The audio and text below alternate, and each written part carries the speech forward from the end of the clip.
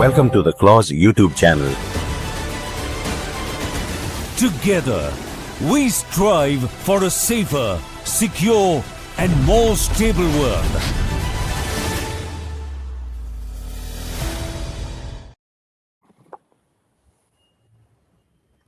Good evening to all our viewers and welcome to Strategic Frontlines, the official YouTube channel of Clause. Today we're gathered here to discuss the French President Emmanuel Macron's visit to India.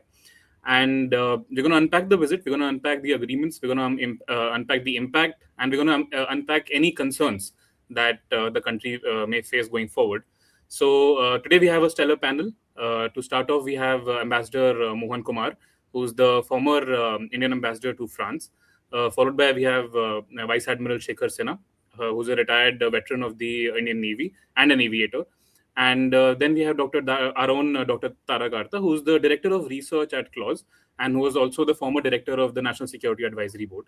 So so I think we'll just begin off with the conversation. And my first question would be to Dr. Ambassador Mohan Kumar. Sir, how do you see the visit overall? If you can give an overview of what you personally think were the achievements, what was how it panned out, and what do you see echoing through the Indian diplomatic code that is post the conclusion of the visit, sir? So thank you very much for having me. I want to thank my good friend Dr. Tara Kartha, but also the Clause, more importantly, for having me, and it's a pleasure to be on your show. No, let me begin with a few general observations about the strategic landscape. So when I looked at this visit, I was ambassador there when the first time Emmanuel Macron and Prime Minister Modi met. And Prime Minister Modi was absolutely insistent that he should be the first overseas leader and he would like to get to know this young leader better. So from that point onwards, I have watched these two leaders strike a very strong personal chemistry. And the only other leader with which Prime Minister Modi had a similar chemistry was the late Japanese leader Shinzo Abe. Other than that, I think these two leaders get along like a house on fire. So that's the first point I'd like to make. The second point I'd like to make is, in view of the geopolitical turbulence that we are seeing for a variety of reasons, and I find that this is two middle powers, France and India. France is a developed country, of course, but still a middle power. India, not much of an economic heft, if you like, 4 trillion. It's important, but not significant for a population of 1.4 billion, but still an important middle power, a rising geopolitical heft. So the two middle powers trying to get together to respond to geopolitical turbulence around them. That is the way I interpreted the visit. Another minor detail was, this is the last lap of President Macron.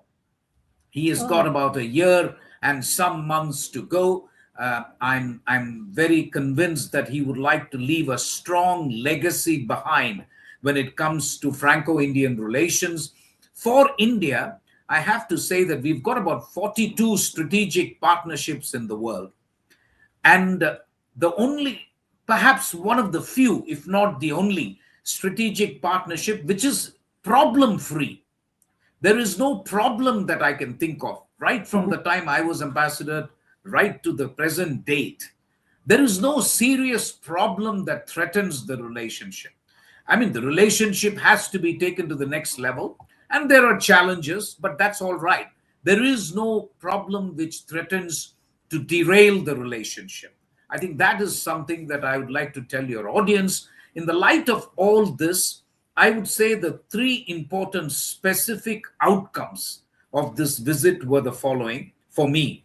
One, in the area of defense, I see a systemic shift from a buyer-seller relationship to Make in India, if you like, or France trying to join forces with India in co-design, co-development, and co-production. This is a good shift. In my time, I would plead with my French interlocutors that please, don't do this buyer-seller.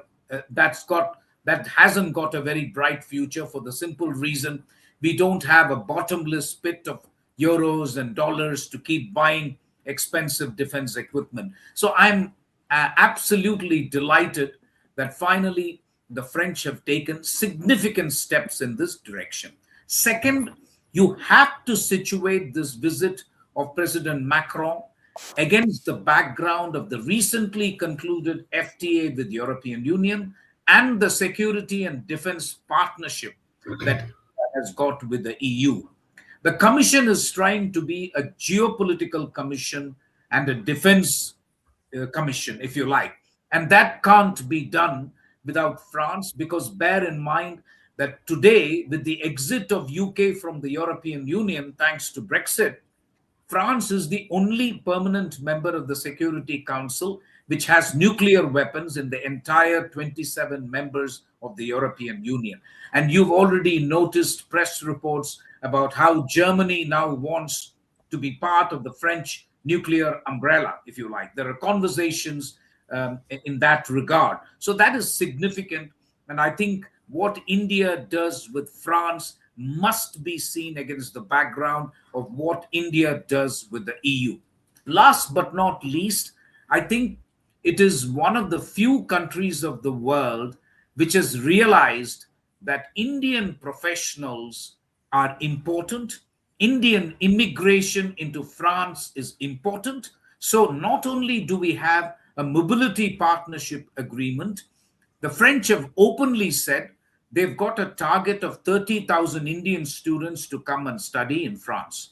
And this is very, very rare at a time when in the West we see anti-immigration sentiment and several countries saying that, listen, we're going to have problems with regard to immigrant visas, student visas, and the rest. So a combination of all these factors leads me to believe that India and France must drive their partnership, take it to the next level, because if both France and India, which believe in strategic autonomy, if they want their dream to be successful of a truly multipolar world order, this cannot be done without European Union and India being independent poles in a multipolar world.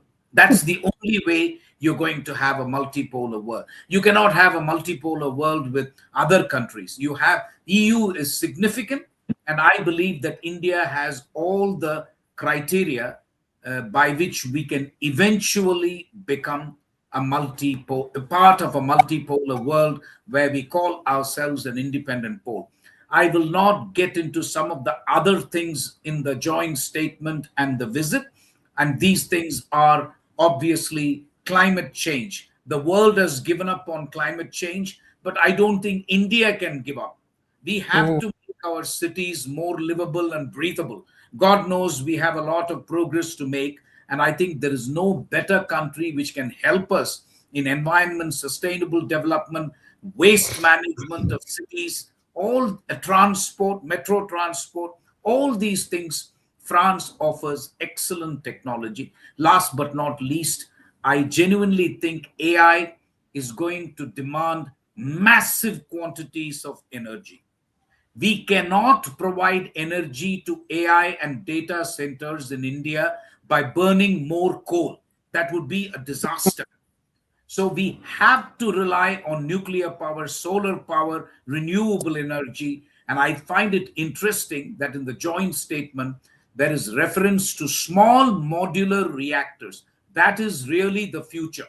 You need to have a small modular reactor next to every data center. We have about 225 odd data centers in India, but I understand more and more investment is being sought thanks to the AI summit, and this figure could rise exponentially the next 2-3 years. But each data center consumes vast quantities of energy and water. So we have to make a provision for it.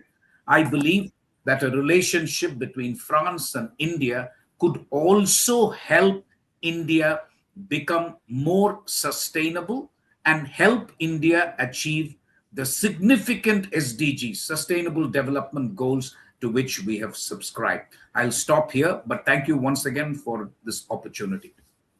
So just one follow-up question. In your view, sir, what would be the differentiator of this visit?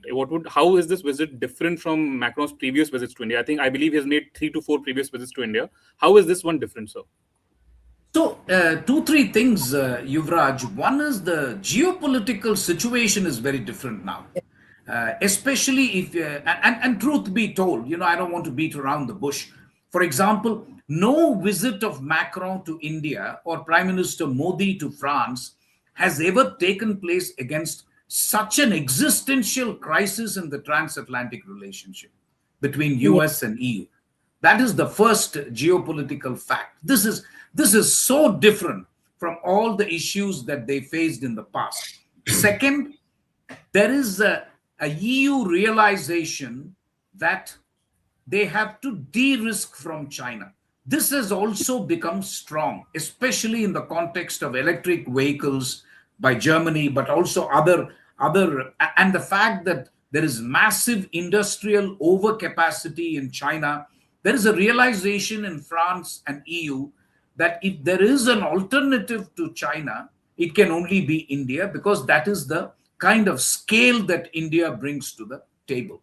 Last but not least, I think there is a realization in France that the values, the shared values of democracy, a shared conviction about multipolarity and strategic autonomy count for something in this uncertain world. That there is a growing realization among all countries, not just France, that countries must deal with each other on the basis of trust, not on the basis of dollars and cents. And I think that realization is also strong. So for a variety of reasons, and as I said, President Macron would also like to leave a legacy behind. He's on his last lap, and I think he certainly wants to leave an important legacy. And there is an all-party consensus in France, by the way, about relationship with India, even on the far right. For example, the National Rally, I used to talk to some of them, and even they would tell me, we want excellent relations with India. You are an important country, and we would like to deal with you. So I think for a variety of reasons, I find this visit extremely critical. And I think it lays the foundation for example, it I think goes some distance in implementing the Horizon roadmap of 2047 that the two leaders agreed to. Quite a few of those things are now being put into practice. A lot of things are yet to be done as well, but quite a few things are being put into practice as well. So I would say, to sum up, the geopolitical background, the leaders' own trajectory, the importance of AI and technology. So those are the background factors which make this state visit very, very different from the earlier visits of President Macron. Thank you, sir. I'll now move to Admiral Sinha. So your overview, your general impression of how the visit went, and what we are hearing of the multiple deals, but your overall views, sir, first to start off. Well, firstly, thank you for inviting me. Always a pleasure to be on your panels and to be sharing the panel with Ambassador Mohan and Dr. Tara Kartha. As far as the defense is concerned, I will take off from where Ambassador Mohan Kumar left. The relationship between these two countries, as far as defense is concerned, it is not new. It has been for a long, long time. Air Force has been flying their aircraft for a very long time. When everybody sort of declined to give their fighters, particularly the West, and France was the one who gave you the Tufani, the Oregon, and with Air Force flew it for a long time, the Mysterious, and the Navy flew the Elysee from the aircraft carrier, which is that for that time it was quite an advanced anti-submarine and a reconnaissance aircraft. So I would say that their own credibility with the armed forces has been quite high. Well, we had very small numbers, so there was no question of any technology transfer. The second part now, the deal of Rafael, which has been signed, 114 for the Air Force and 31 additional ones for the Navy, in addition to those 26 which have been signed earlier. Now, this lot of Rafael is going to be 1 and 2 steps ahead of the present one. Present one is called the F3R, and the next ones will be F4 and F4 and F5. And mind you, even they don't have those in many numbers. They're just about flying as a trial aircraft. And building it here has got many advantages. First of all, you will not lose out on the supply chain of spare parts on which the aircraft go down. The second part, it is no sanction, it is no America which can threaten you and we can stop your supplies of the components because you're building it here. And as it was just said, it is really amazing. It takes a lot of bold decision on the part of President Macron, to give you the state of art, something which is already happening, just about happening in France, give it to you, and thereafter give the technologies. The engine, the Safran is making an engine which will fit into this aircraft. That's a big thing. We don't have any ability to make new engines, fighter engines, particularly of 120 kilonewton. It's quite high with a lot of thrust. As far as the systems are concerned, the electronic systems, Yuvraj, I happened to get one sortie in the from their aircraft carrier when it came the first time deployed on the Charles de Gaulle. She was being deployed for the first Gulf War. Uh, and it is surprising that not not anything that is required to be done on the as far as planning is concerned, you do it in a lab which is located close to where the aircraft are operating. You load the entire program as to what will you do, and you load that program into the aircraft, and you monitor and make corrective inputs if it is required. So that time also, I had mentioned this to my Air Force friends that look, it's a very advanced technology, and you guys will have to understand the technology. Only then you should use it. Otherwise, it can probably take you for a ride.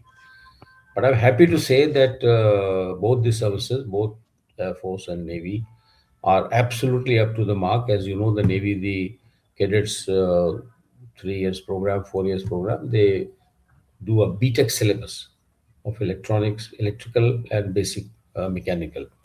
And it is not some truncated syllabus. It is a syllabus which has been designed by the IIT, and there are IIT professors who go and teach. So that is one part. Dependability of France on any defense equipment is much higher than what any other country would be. There was a time when the we had seekings in the Navy. Americans had put sanction on their equipment, but as a fallout, seeking spares were denied to the Navy by the British. Why? He said that is because the Americans have put a sanction. So this is absolutely not acceptable anymore. Not the way India is and where we have reached. The second point I wanted to make was that President Macron and Prime Minister Modi, their friendship, I'll take you back when the Australians cancelled the deal of 5, 6 submarines which was to be built by the French in Australia. And it was a big loss to the French company. It's a business company. The first call that was made to him was by Prime Minister Modi. The first call by any overseas leader was made by him. What transpired, I don't know. But in the press briefing at that time, Prime Minister Modi made a mention of SMR, that small and modular reactor. Okay, we have broad agreement in getting it some point in time, which that was the first outing of Prime Minister Modi, and probably in his own excitement he mentioned everything. But after that, that part of the briefing was actually never shown again. So that has now, because of the geopolitical situation, which Ambassador Mohan described it so well, that we are in a position that he can legally, officially, and openly declare that I am giving SMR because the government of India has taken a decision to build a nuclear strike submarine, not the other one, not the SSBN, but the SSN. So Will they give the reactor? I have a very strong feeling they may. Though the first one is already on the build and the existing reactor will be used on that submarine, that is what the decision is. But unless you come to a stage where you have a smaller reactor, then you can have a slightly smaller submarine doing the same job. So this is one very important aspect which falls out of the relationship between President Macron and Prime Minister Modi. The third thing is that there are large number of electronic equipment, the electronic support measure, electronic countermeasure equipment, which the Indian laboratories make, and they are of very high grade. They are no less than any other country. And apparently, there has been some talk where French are looking at some of these, the equipment that we have. Similarly, for the ships, the sonar system that we have, our Hamvad or Hamsa new generation, for the warm water, it is the best performing sonar in the world, completely indigenous, designed, developed by Commodore Paul Raz. He's now professor in Stanford, and it has been developed beyond that by the DRDO. There's an organization called MPOL. So that everybody's got his eyes set on it, and I won't be surprised if that is actually taken by the French for their own. Because now they are more and more, into the Indian Ocean, into the southern Indian Ocean. India is the only country which has not named France as an occupational force for the islands that they are occupying. The rest, everybody has said, in guarded words, but India has never done that. Similarly, whenever sanction was put on India by Americans, by the West, France was the only country which continued giving you support. And he said, nothing doing. I think India deserves this. They need it. They are the ones who've been supporting your membership to the Security Council right from the beginning. So I think that, we have found very strong and proven partners as far as concerned. You look at the ecosystem which will get built in India. You look at the export potential of this aircraft. So overall, both countries have much to gain, and I'm sure that, as Ambassador mentioned, that Macron wants to leave a legacy. This is the last 1 year or something like that, and I think Prime Minister Modi has done so many things that only after he is gone, whenever he goes, that people will remember what he did good for the country. So that's all I have to say. Thank you, sir. I'll also welcome General Dushyant Singh, the Director General of Clause. But sir, before I come to you, I'll ask Dr. Tara Kartha to give her initial remarks and observations of how she sees this visit of the French president. I'm over to you. No, I think this is, I mean, the Europe, as the ambassador and the other speakers are aware, I think this year has come really into the fore in terms of our foreign policy, Europe as a whole. And I was just seeing this new poll which has come out. I think this was Feb-end, which says that Macron is the most popular leader across Europe. So he's really leaving a legacy, like you said. I mean, he's got Meloni in the running. He still comes out first. That's really something. I think in terms of defense, I was just thinking that I saw the helicopter assembly line. I mean, I was really excited about that. That is something completely new to us, right? I mean, so there's a lot of groundbreaking stuff here, and I'm so glad, Ambassador Kumar, that you raised this issue of climate change, also repeated in the EU joint declaration. I am hoping this is going to go forward because we really badly need this stuff, right? Because I'm not sure that people quite realize just how badly we need it. So those technologies are, I think, in France as well, like you said. But I'm just, there's a question also in the chat box, like, will this sustain beyond Macron? I mean, is it something which is, what shall I say, is sustainable because it's good for France, in terms of the defense industry.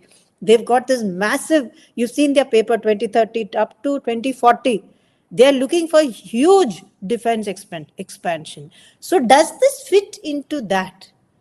Does it, like what Ambassador Sinha said, he gave that little hint. So do these two things meld together? Thank you, ma'am. Anyone? Yeah. I think we'll put this question forward to the Ambassador Kumar. I think he'll be the. So this one is for you. Thank you, Dr. Kartha. So, my sense is that it does fit in because Europe realizes that they are running short of munitions and shells and artillery in this war against Russia in the context of Ukraine. And I think our ordnance factories can have a relationship with Europe at some stage in the future. We can help in that. And I think my own sense is, and I discussed this in the trilateral meeting between India, UAE, and France, and I made the point that if we can get capital from UAE and if we can make the Rafale in India with UAE capital and technology from France, we can even export this to other countries. So you can think in the future about defense equipment being made in India, trilateral or bilateral, for the consumption of Europe, for the consumption of the Gulf, and so on. So that is one thing that we can certainly do. On the other question that you raised about, I mean, there was a question that somebody has asked about how personalities have influenced the relationship and whether this good relationship will outlast Macron. I want to say categorically that there is an all-party consensus in France that the relationship with India is important. In fact, I want to thank my other co-panelist, Admiral Sinha, for saying how when the whole world was turned against India, it was the French President Jacques Chirac who said that, listen, India has every right to go nuclear. This was in 98. And they were the first country to establish a strategic partnership from the West with India.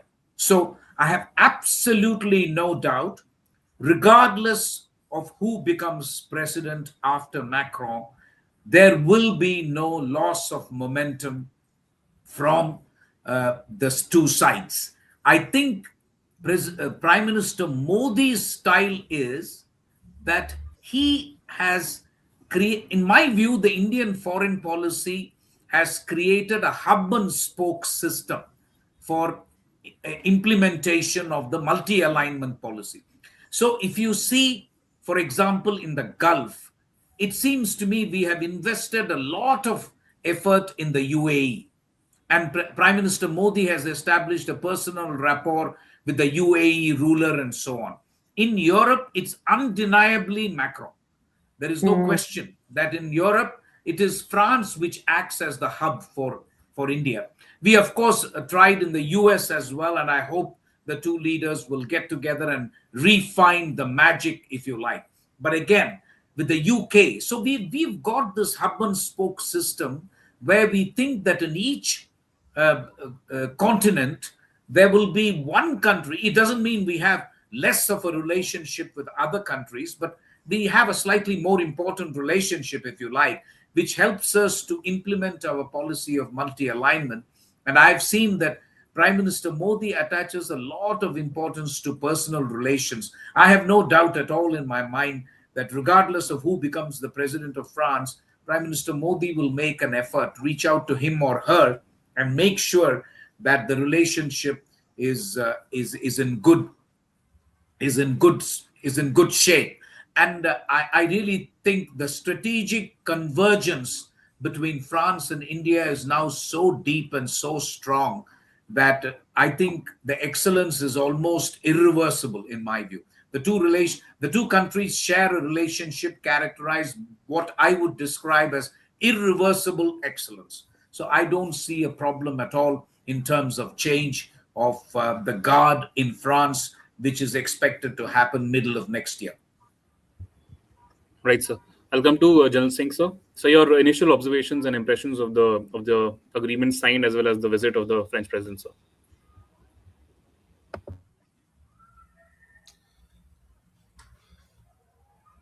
So you're muted, sir.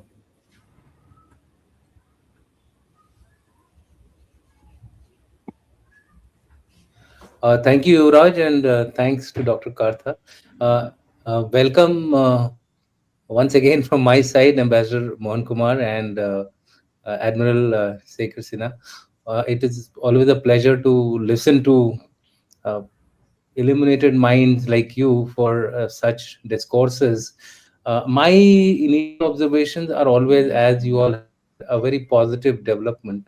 I would like to flag certain issues which you all might like to consider before we get into a further deeper analysis. First of all, given the way the initiatives have been announced, especially in the light of the fact that this is now going to be a special strategic partnership, a new lexicon has now been introduced into the entire discourse of, instead of a strategic partnership, there is an additional level to our strategic partnership.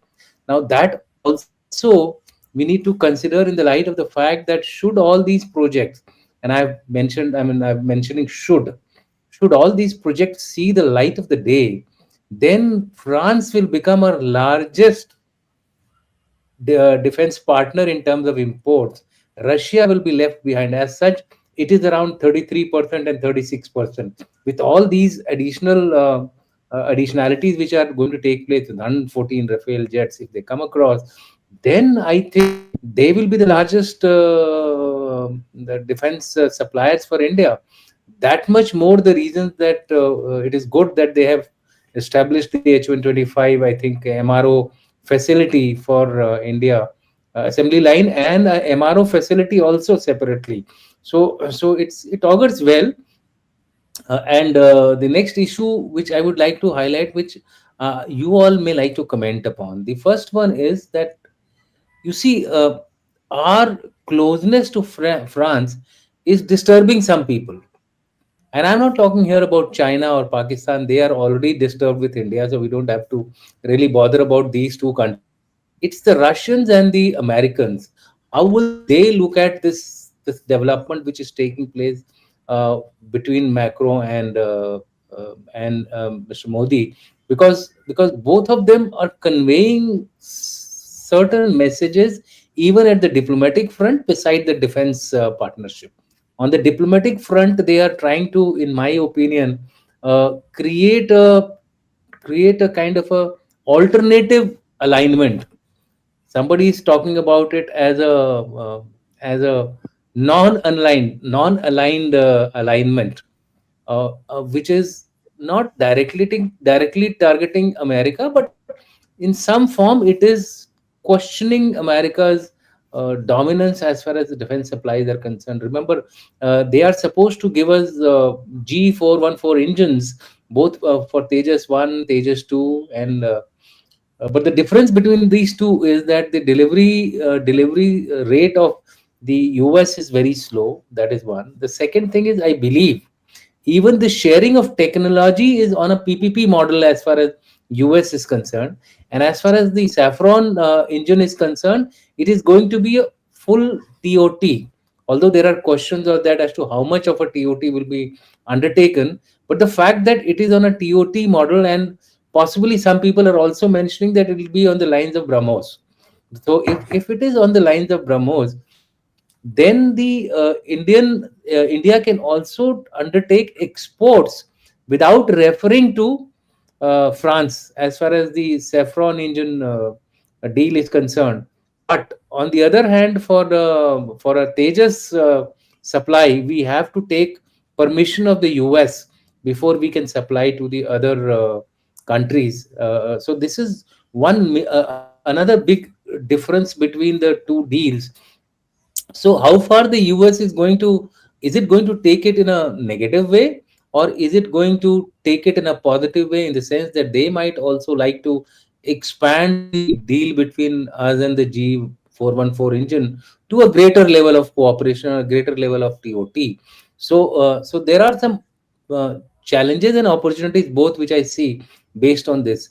And we must not forget that the Russians also are watching at this very closely. They have been offering us Su-57, which they have been actually harping upon for quite some time.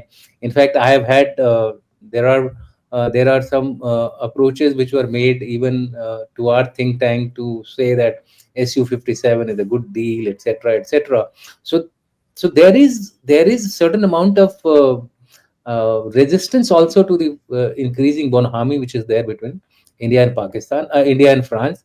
But we need not bother too much about it, because today the environment which is there, a global environment I am talking about, is actually country first. So whether it is India, whether it is Bangladesh, whether it is China, whether it is America, I think everybody is talking of country first. And in this kind of a scenario, the trilateral non-alignment, which is what France's president was talking about, with India, France, and the other like-minded countries like UAE, the ambassador mentioned, could be a very good new way forward against the total autonomous driving of global world order by POTUS, the President of United States of America. So therefore, I see immense possibilities. I also see immense challenges. How we are going to navigate through these challenges is something which we need to figure out and move ahead accordingly. And also remember that India is also fairly close to Israel, and we are also getting into deals with Israel, especially for a, if I'm not wrong, it is the interceptor for ballistic missiles, which will directly key into our Sudarshan project, which we are having which we have launched based on Prime Minister's directions, and so there, and that is also, full-fledged, full rollout, in the sense that there are teams which are already on ground trying to work out how the Sudarshan project will be coming in. It's a layered defense system. That's a different issue. But the point which I'm trying to refer to is that the French deal, by far, I think, if the way things are, is the best deal we have secured till now. The burning questions which are there are other nations.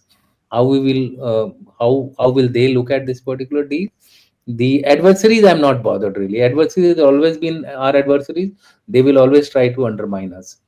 And secondly, in the TOT domain, it is being talked that it is going to be 50% plus. But how much of it is the critical one, which I'm talking about, the blades, the jet engine blades, metallurgy, that is something which we need to take. That is because most of our efforts has failed because of that particular technology. We have not been able to master the metallurgy, and if we get that from France, I think that will be a game changer.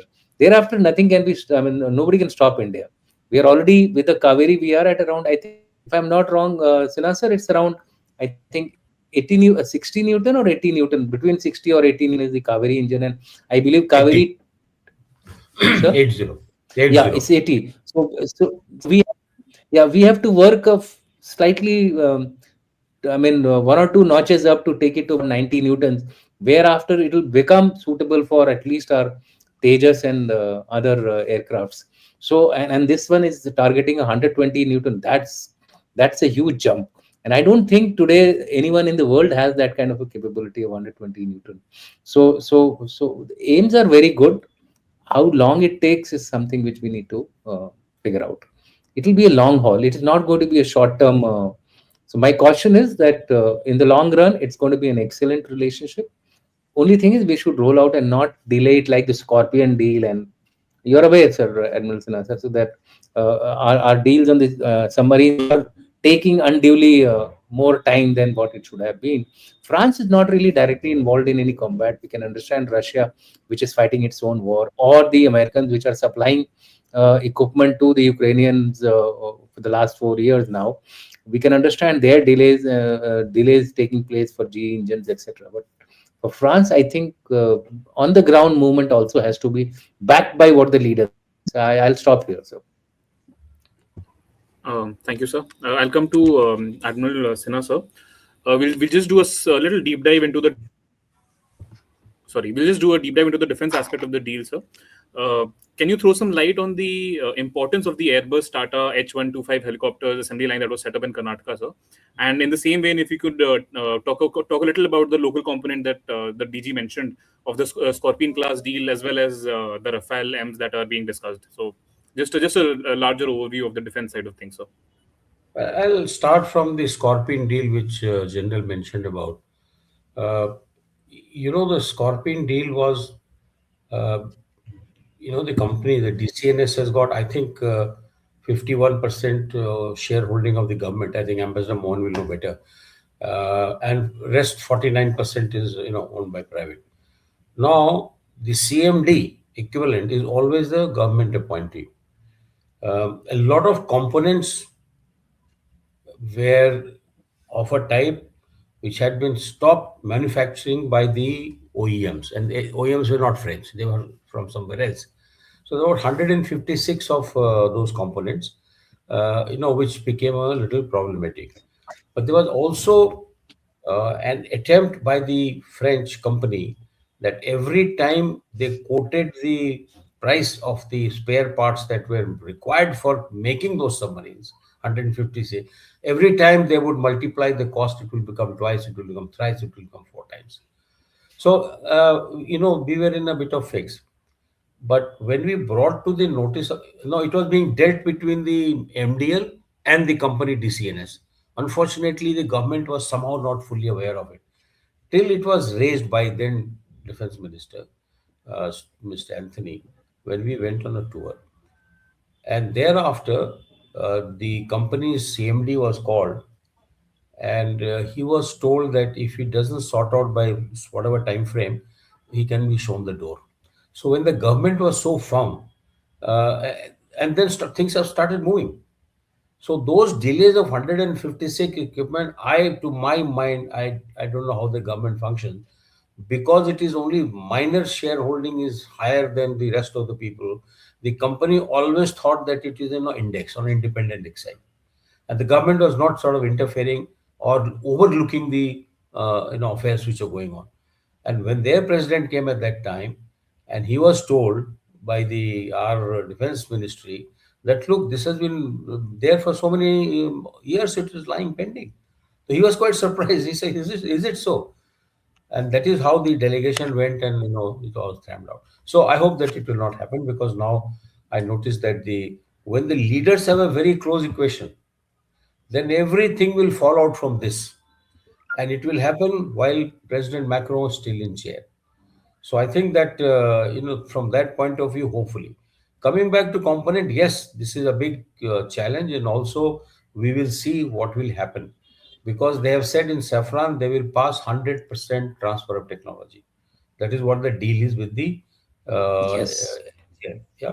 So if it is 100%, then I would imagine that the turbine blades have to withstand very high temperature, and that alloy we haven't mastered in getting the same, shall I say, the quality of alloy which is being used in these engines. And for 120 ton you require that. And second point is that even Rolls Royce is now offered, they want to give you a complete transfer of technology of a turbo engine. So now government has choice, or maybe they can give it to both. So you can source the engine from two sources. Nobody will stop you from doing this, or you can use that for your own future aircraft. So I would think that this is a reasonably good deal, but I fully agree with the general that we'll have to see how the time progresses and how it is moving in the direction. The ecosystem will develop. That is part of this agreement. All the components will be manufactured here. The only thing which remains to be given a big push is the engine, and for that there's a separate deal which is Safran engine, which is going on. So I think that overall the industry of the aviation industry is really going to become slightly bigger, and you will find more and more people being involved. They are also looking at, if you see the aircraft state, we are at F3, the Air Force One. What they are offering us is an F4 and F5. Now there are fair amount of differences, right? Fair amount of differences that The electronics is going to be much higher. The air-to-air missile is going to be different. In fact, in F5, it will be hypersonic missile, which they are also developing. So there is a good chance of Indian hypersonic missile being integrated at that stage. 114 takes a long time to build. So when you come towards, the maybe the later half of the production, hopefully it will be at F5. But F4 itself, they got a scalp. It has got oh my God, electronic equipment. I can give you a full list. If you want, I will forward it to you. So I feel whatever I understand, it is quite better than us. It is an AI-driven fusion.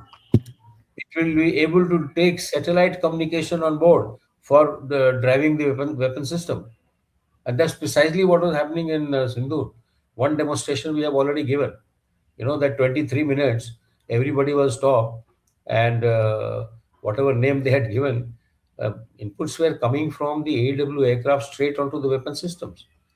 Now here, what the Chinese have done, Chinese have got satellites, about 267 satellites over Indo-Pacific, out of which 69 are ISR capable, intelligence, surveillance, reconnaissance.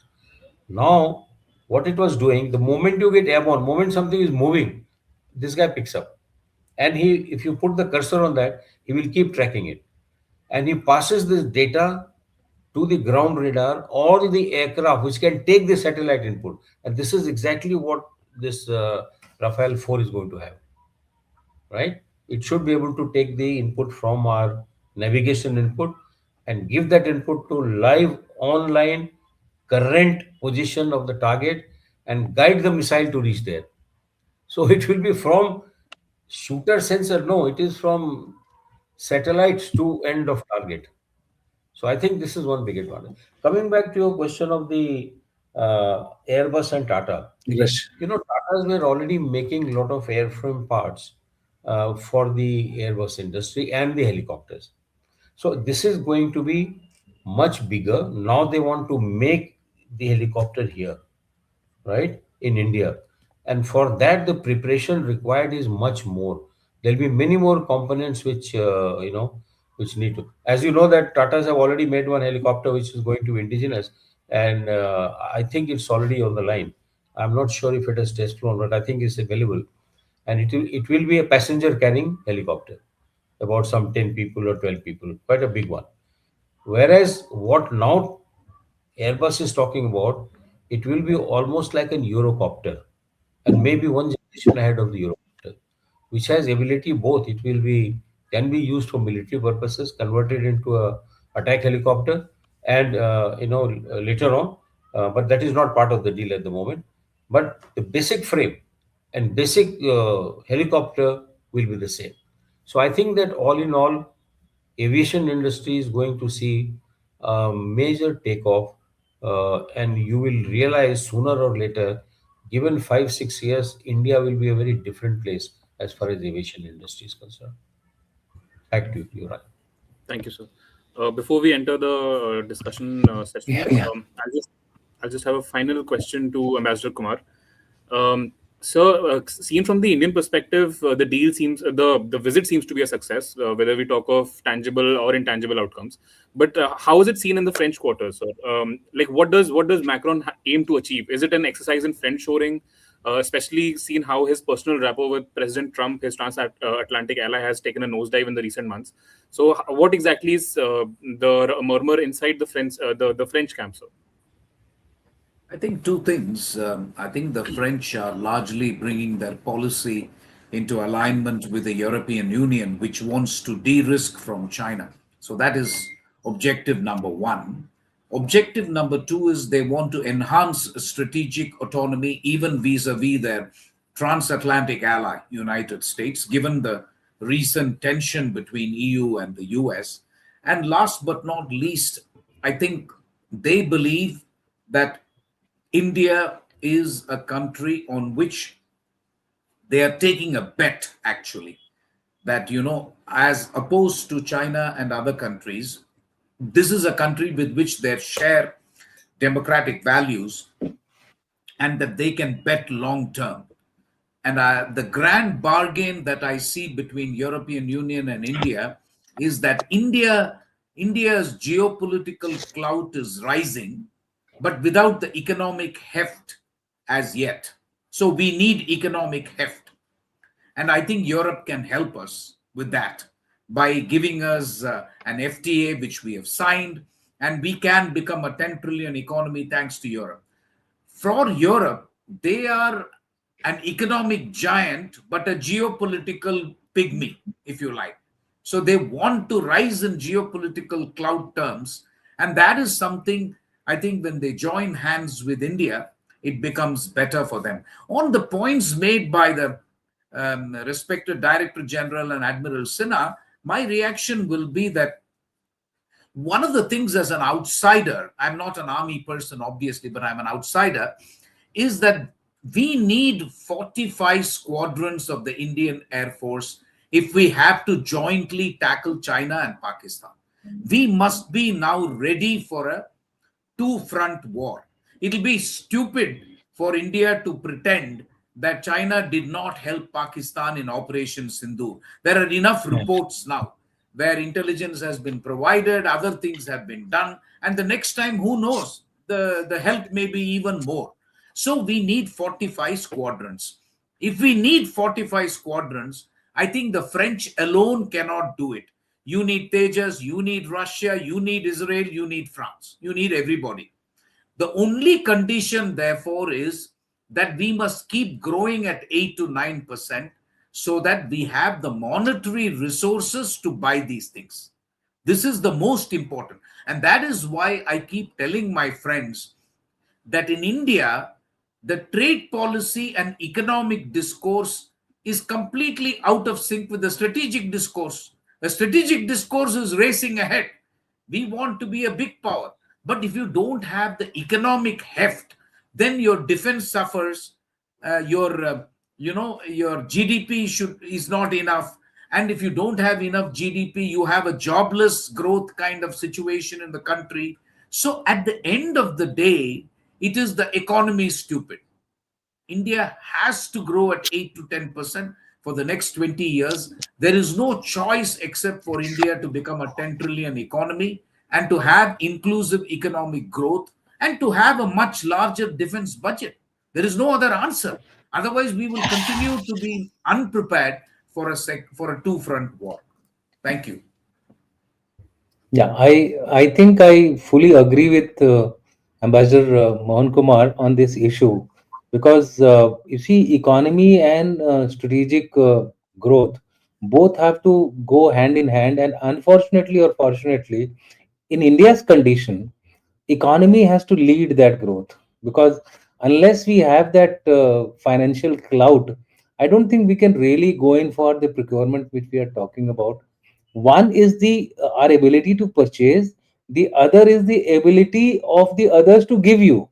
Now we have willing partners today. The way our diplomacy has maneuvered around, I think we have the people who are ready to give us. Now they have to give us as per our terms and conditions, which are basically related to our overall bigger aim of being an Atmanirbhar Bharat.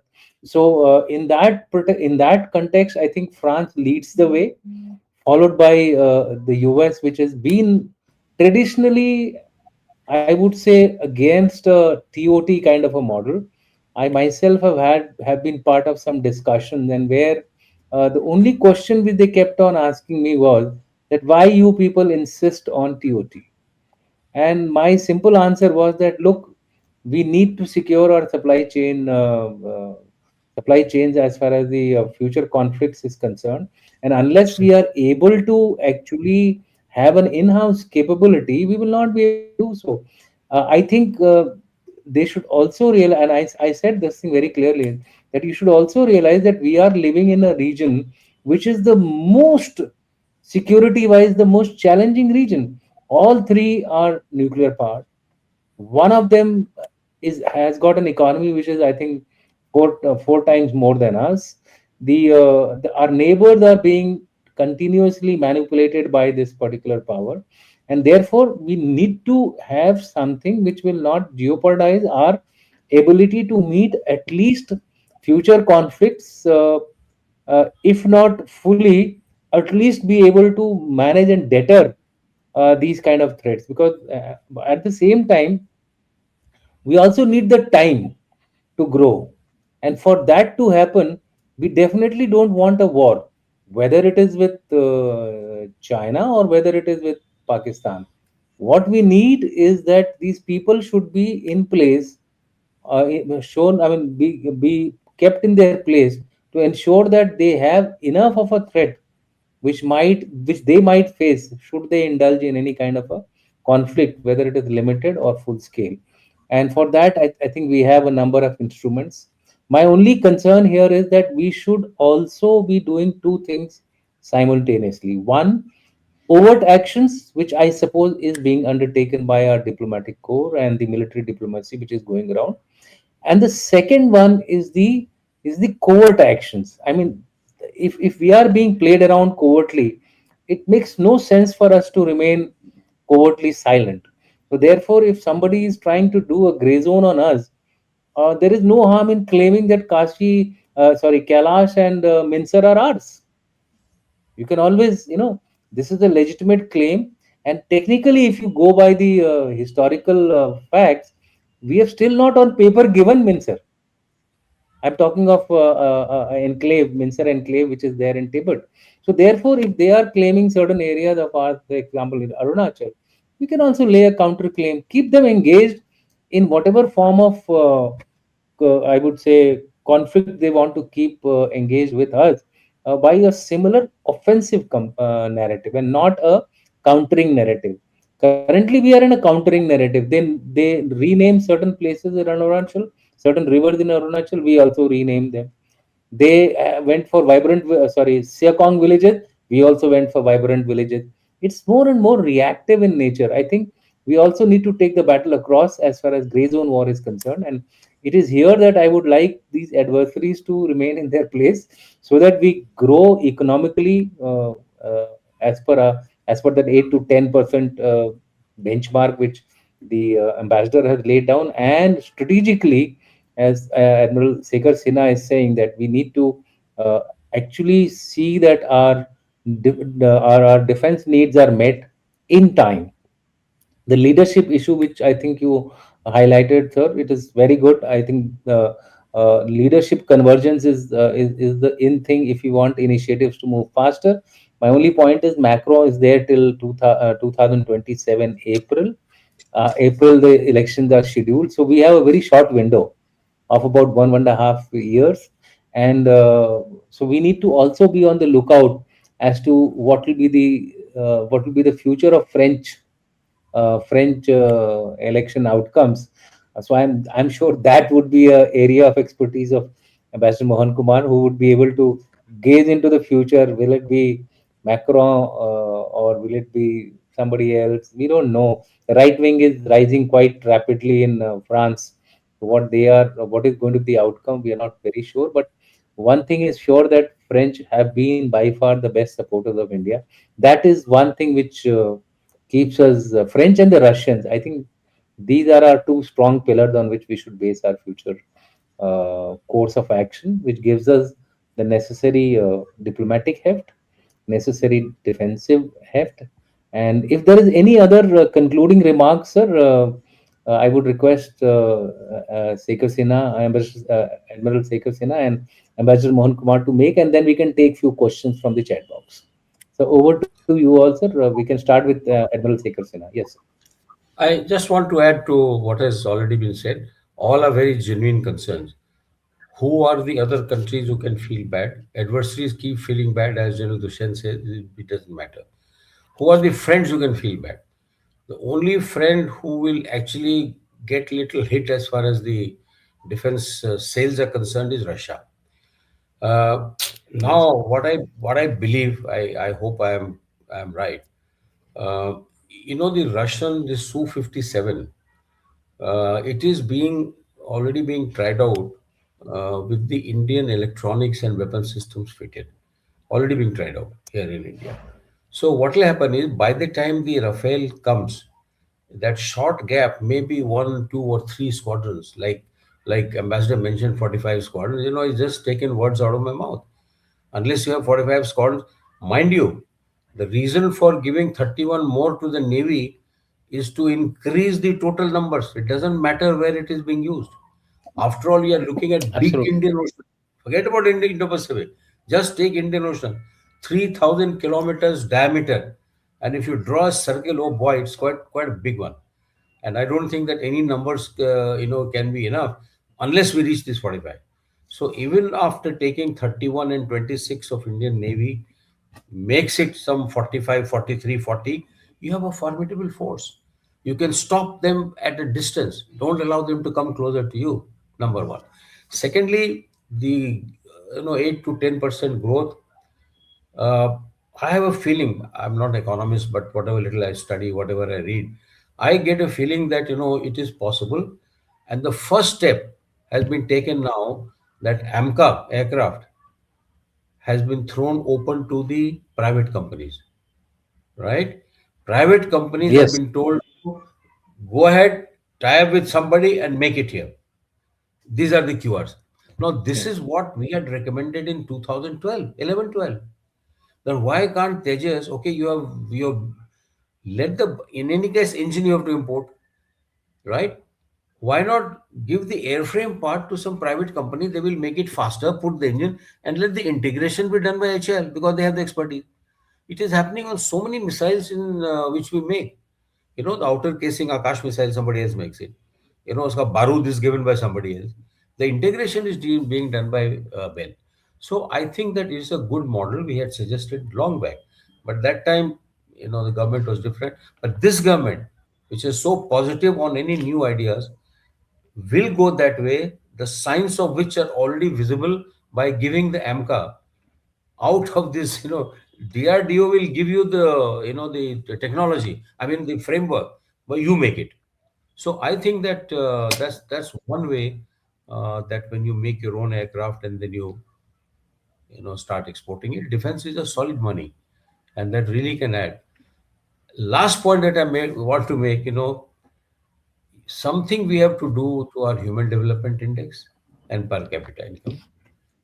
This is taking us down. Whatever unruly behavior you see in this country, mainly because the human development factor is low. It is into 3 digits. Let's make an attempt to bring it to at least 2 digits, for which the Prime Minister Modi himself, he is fully aware, and whatever he is doing now, that Jan Dhan Yojana, free food to so many, free education to so many, this is all an effort. Medical treatment to 5 lakhs to everybody. So these are all effort to get the human development index higher. Unless the human beings are sharp enough, intelligent enough to understand at least bit of what the country is doing, it'll be difficult. That only 10 to 15% people have the know-how. Rest people are absolutely, as I said, jobless, or they are only doing destructive work because they do not know how to do a constructive work. So I think these 2, 3 points I thought I'll just. One is the Russian Su-57. I think it is very much on the cards. I don't know how far it has progressed, but 1 or 2 aircraft are being modified to carry Indian weapons Electronics. and it will be flown shortly. And won't be surprised that if 2, 3 squadrons are contracted for, just to sort of calm him down and also add to our own capability. So, Yuvraj, back to you. Thank you, sir. Ambassador Kumar, your closing comments. Yeah, Ambassador Mohan. I don't have closing comments really. I think I've made all the points that I have. I just want to reiterate that we should keep growing so that some of these strategic objectives can be achieved. And I don't see a problem in terms of other countries not liking us. I don't think India is now a big power. Well, if not a big power, at least definitely a regional power. So I don't think we should be too concerned about who likes and who doesn't like. We have to take care of our defense needs. That's all. So if we can throw it open to questions, please. Thank you. Yeah, we'll move to the questions now. Yeah. Honey, Yeah, it's money. Need more money.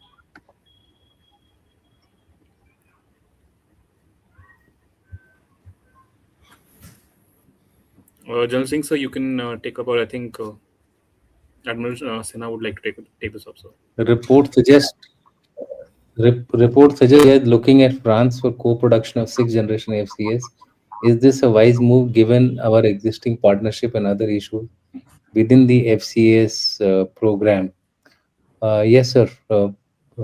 Siddhartha, you have something to say on this? I think. Yeah, see, Uh, it's a futuristic, very futuristic. Not that France has it. He's wanting you to join him for his, development.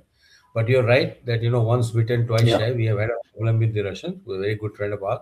So I think once you look into the framework and the nitty gritties of this FCAs, how they are going to do it, there's no harm that write that piggyback, say that you will contribute equally at what is the end stage, where will it end, how long will it take, what will we get at the end of it. If those clarities are there, and therefore how much money we should invest. So I think that committing something now only just because they have said will not be wise. You have to go there, and of course you got to have money. These things are going to cost a fortune. You're talking about uh, Remember, yeah. Remember, yeah, Japan also, I think, offered us this particular program, FCA. You're right. co-development of future.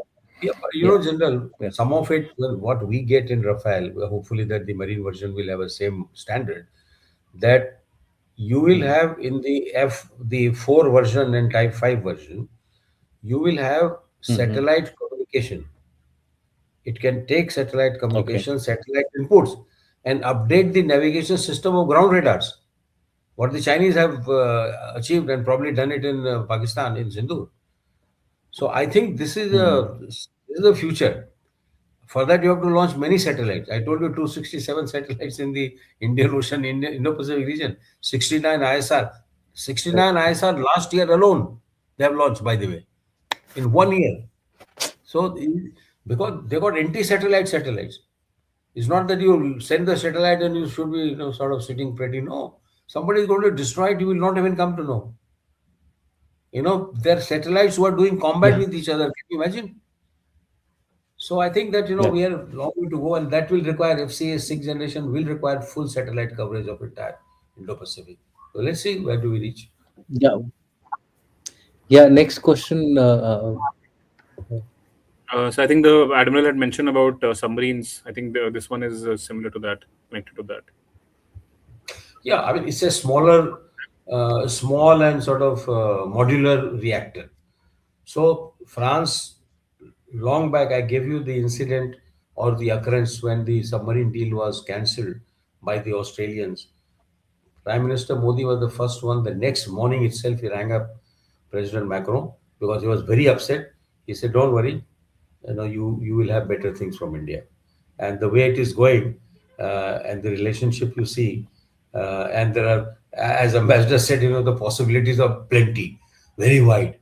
It is up to us how much can we absorb, how much can we invest, and for investing you need to have economy growing at 8 to 10%, which is just only fair and absolutely logical. So I say that Yeah, DRDO is capable of developing nuclear submarine. तो हमने खुद बनाया भाई.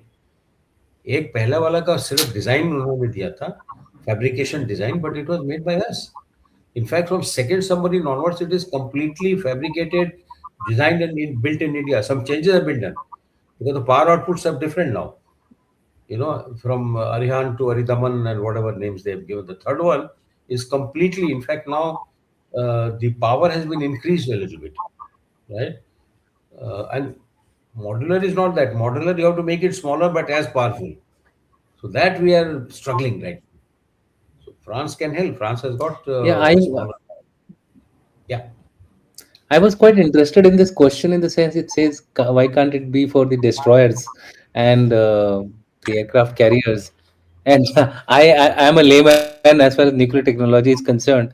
Why can't it be small reactors which we are looking on the land for our power supplies of the alternative to our coal and other things? If we have this kind of a technology, why can't we deploy it on the land also? So if you have any knowledge, you can say. Otherwise, I am It totally, is as true. of now, clueless about it. No, it is true. Ambassador mentioned it right in the beginning that we will require this kind of Okay, I power was generation for your data centers. And this is hmm, exactly what the deal is all about right now. They're giving you this SMR now. correct. So Yeah. whether we can make it here or not, we will see. I'm sure sooner or later we'll have to make it. Yeah. So I think we'll end the discussion there. Mr. Kumar has to leave as well. Okay. And Thank you. Yeah. Thank you for having me. Thank you so much, sir. Thank you so much for your insights. Thank you, sir. We are closing now. Yeah. Thank you, sir. Thank you so much. You had only just 3 questions from audience, is it? So most of the questions are not related to the topic at hand, so it's better to avoid them, sir. Yeah. You see, SMR. There are questions. But there are in fact number of questions. So they're not exactly Macron's visit, but I think we can take them up in a separate discussion. But this SMR, I mean, just for our own, the SMR technology or transfer of the built ones is being done under the garb of power supply on land, right? So they will have to put some of them in some places. Okay? But primarily it will go into not the SSBN, but the SSN, for which approval has been given to 2. One is already in the make. I just come from Vizag. One is शुरू हो गया है. तो उसका शुरू होने का मतलब है देयर बिग रियर, वो बड़ा हुई हाल है उसका, वो साला 10,000 टन का है, लेकिन बड़ी एयरक्राफ्ट कैरियर, तो that's too big for a strike. So छोटा होना जरूरी है, होगा. Yes. धीरे हो रहा है काम, यही. चलो, thank you. Chalo, sir. I mean, democracy always moves slowly but surely. See you on 27th, General. See you, sir. See you on 27th, sir. We are traveling together in that flight. Good. I don't know, sir. I haven't seen the flight, but we'll be there same time. Yeah. I was told, I had given. I don't know, Yuvvraj knows or not, but I told Dr. Roshan. I'll end the stream first, so then we can. Yeah. Live. Oh, sorry.